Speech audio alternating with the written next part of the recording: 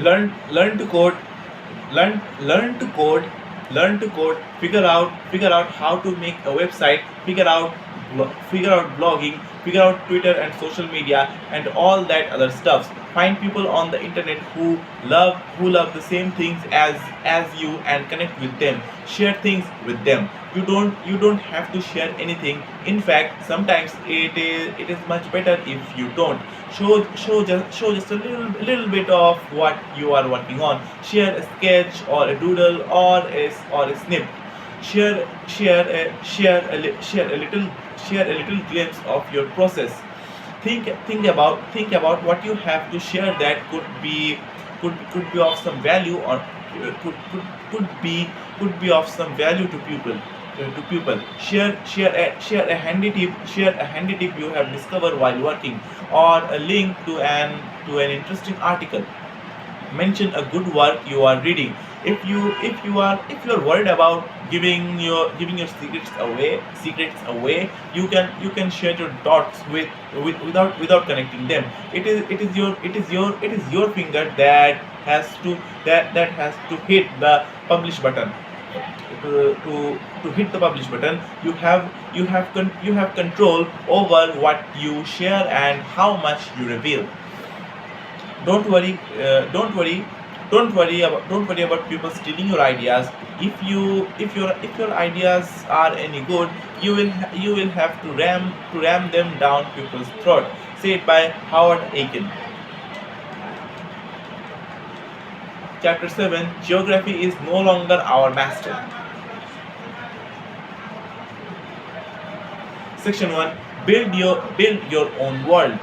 I grew up I grew up I grew up in the I grew up in the middle of cornfield of southern Ohio. When I was a kid, all I wanted to do was get some place where something was happening. Now I live in Austin, Texas, a pretty hip place, tons of artists and creative types everywhere. And you know what? I would say that 90% of my mentors and peers don't live in Austin, Texas. They live everywhere. I know them from the internet, which is to say most of my thinking and conversations and art related fellowship is online. Instead of geographical art scene. I have Twitter buddies and Google Reader. You don't have to live anywhere other than the place you are to start connecting with the world you want to be in. If you feel stuck somewhere, if you are too young or too old or too broke, or if you are somehow tied down to a place, take heart.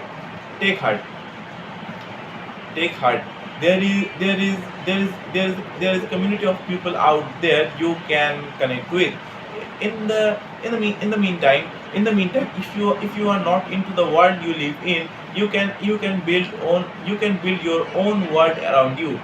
Now would be a good time to put on your headphones and cue up the Beach Boys song in my room. Surrounded yourself with books and objects that you love. Tape things up on the wall. Create your own world. Franz Kafka wrote. It isn't necessary. It isn't necessary that you leave home. Sit at your desk and listen. Don't even listen. Just wait. Don't wait. Be still and alone. The whole world will offer itself to you. And Kafka was born a century before the internet. Enjoy captivity. Oh. All you need is little space and a little time, a place to work, and some time to do it. A little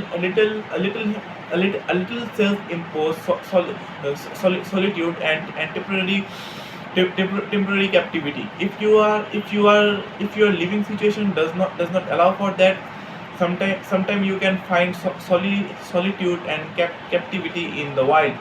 When I was a kid, my mom used to drag me to the mall. Before she did any shopping, she took me to the bookstore and bought me a book I wanted. He would he would go in he would go into stores, and I would sit in a chair and read my book while she shopped. They, this went on for years. I read a lot of books. Now Now I have a car and a mobile phone. I am always connected, never alone or captive. So I ride the bus to and so I ride the bus to and from work. Even though it's 20 minutes faster to drive, I go to a barber shop that first come first serve, without Wi-Fi, and always busy with the wait of a few hours. I keep my laptop shut down at the airport. I hang out in the library. I always carry a book, a pen, and a notepad, and I always enjoy my solitude and temporary captivity. Leave home. New section. Distance and difference are the secret tonic of creativity. When we get home, home is still the same, but something in our mind has been changed, and that changes everything. Said by Jonah Jonah Lehrer.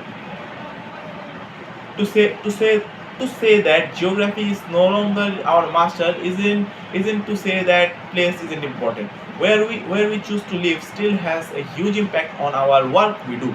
At some point, when you can do it, you have to leave home. You can always come back, but you have to leave at least once.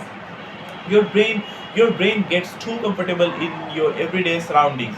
You need to make it uncomfortable. You need to spend some time in other land, among people that do things differently than you. Travel makes the world look new, and when the world looks new, our brains work harder. The time I was lucky enough to spend living in Italy and England when I was 19 and 20 certainly changed my life. But I would note that a foreign culture isn't necessarily across the sea or in another country. For most folks who grew up where I grew up, Texas might as well Texas might as well be Mars. I lived here a while. Sometimes it feels like a mess. Insight, distance. Insight is exponentially proportional to distance, showed by author in this graph. Insight, distance. Insight বাড়ে যখন distance. Insight increases when distance increases. Insight increases exponentially when distance grew up, or distance are improving, or compounding, anything you say. Okay. If we know if we know if we know we need to leave home, where should we go? Where should we choose to live? There is a bunch of different factors to consider. All of them depend on your own tastes. Personally, I think bad weather leads to better art. You don't want to go outside. You stay inside and work. When I lived in Cleveland, I got a lot of work done in the brutal months of winter. Down here in Texas, I get all my work done in the wicked hot summer. The Cleveland winter and the Texas summer last about some length of time, half the year, 6 months.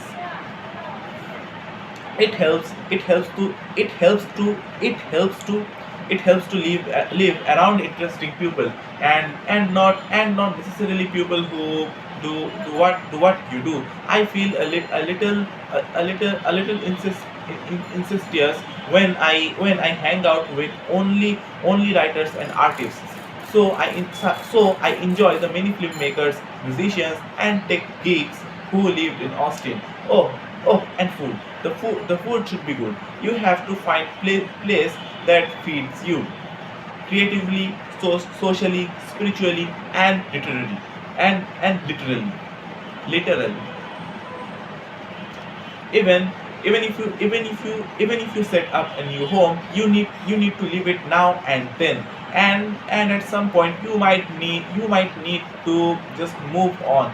The good news is that nowadays a lot of your peers are right where you left them, on the internet. Chapter 8 be nice, the world is a small town. Here's to make friends. Okay. Chapter 8, Section 1. Make friends, ignore enemies. There's only one reason I am here to make friends.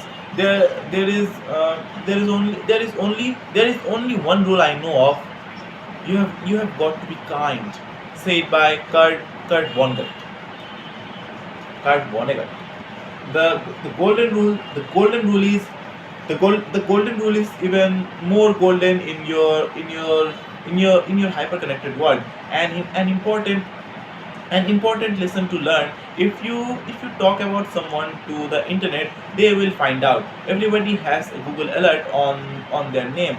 The best way to vanquish your enemies on the internet, ignore them. The best way to make friends on internet, say nice thing about them.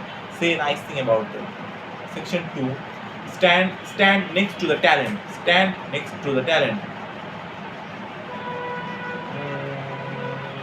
Questlove.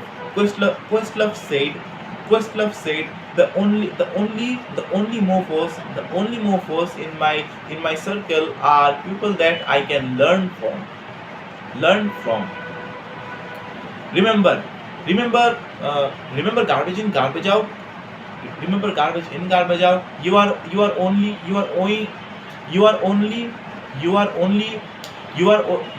going to be as good as the people you surround yourself with. In the digital space, that means following the best people online. The people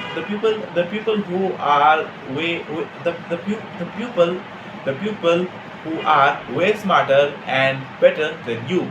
The people who are doing the really interesting work. Pay attention to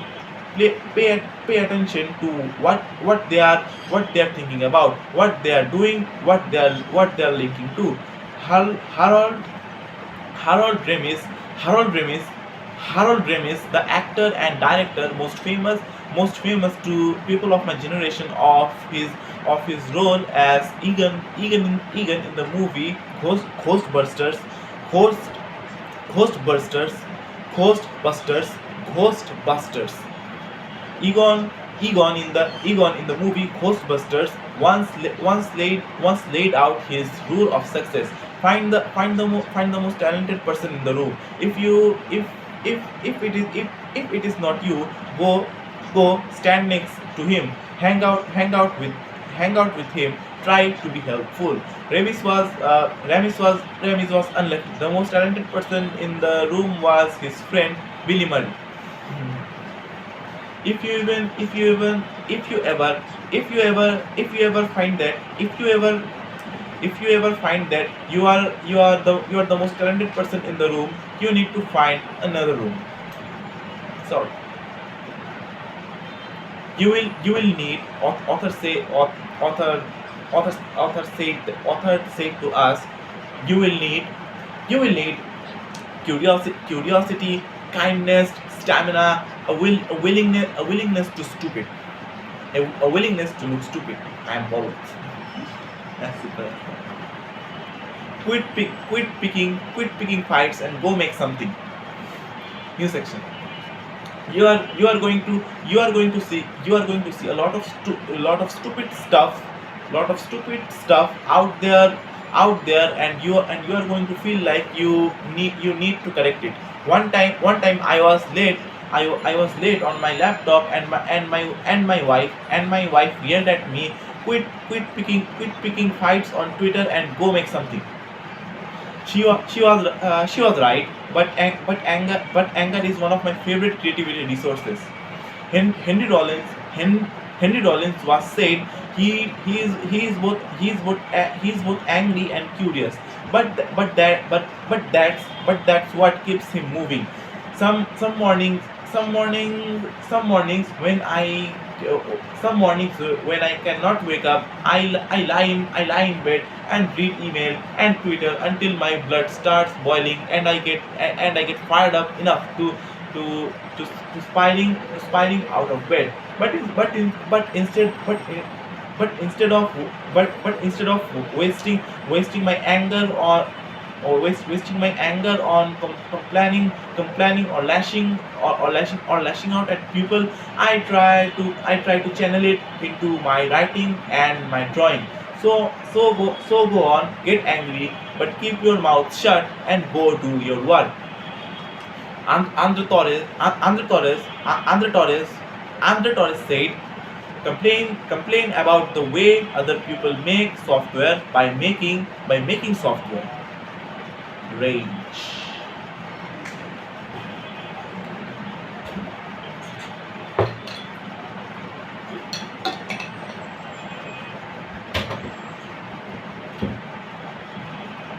New section. Write fan letters. When I was means author. When I was younger, when I was younger, I wrote a lot of fan letters and had the good fortune to hear back from several of my heroes. But I have realized that the trouble with fan letters is that there's built-in pressure for the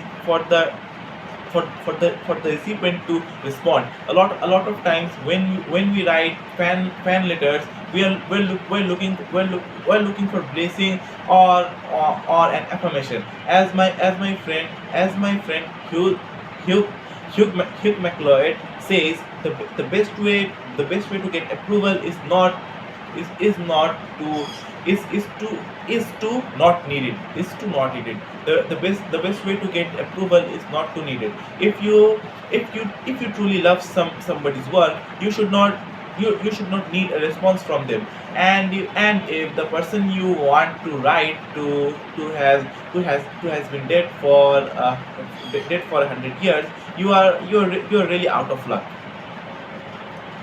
So recommended public fan letters. The internet is really good for this. Write a blog post about someone's work that you admire and link to their site. Make something and dedicate it to your hero. Answer a question they have asked, solve a problem for them, or improve on their work and share it online. Maybe your hero will see your work. Maybe he or she won't. Maybe they will respond to you, maybe not. The important thing is that you show your appreciation without expecting anything in return, and that you get new work out of the appreciation. 1 minute, 2 minute.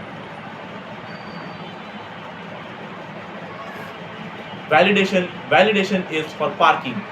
Modern art is good to that. Plus, yeah, but you didn't. Said by Craig Damrow.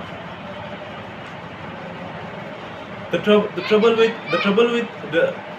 trouble with creative work, sometimes sometimes by the time people catch on to what is valuable about what you do, you are either a a bored to death with it, two, or death. You have two options: bored to death with it, or dead. You cannot go looking for validation from external sources. Only you put your work into the world. You have no control over the way people will react to it. Ironically, really good work often appears to be effortless. People will say, why didn't I think of that? They won't see the years of toil and sweat that went into it. Nobody will get it. People with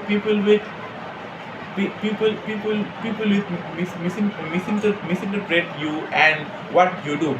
They might even call you names. So get comfortable with being misunderstood, disparaged, or ignored. The trick is to be too busy doing your work to care. Till then, assalamu alaikum.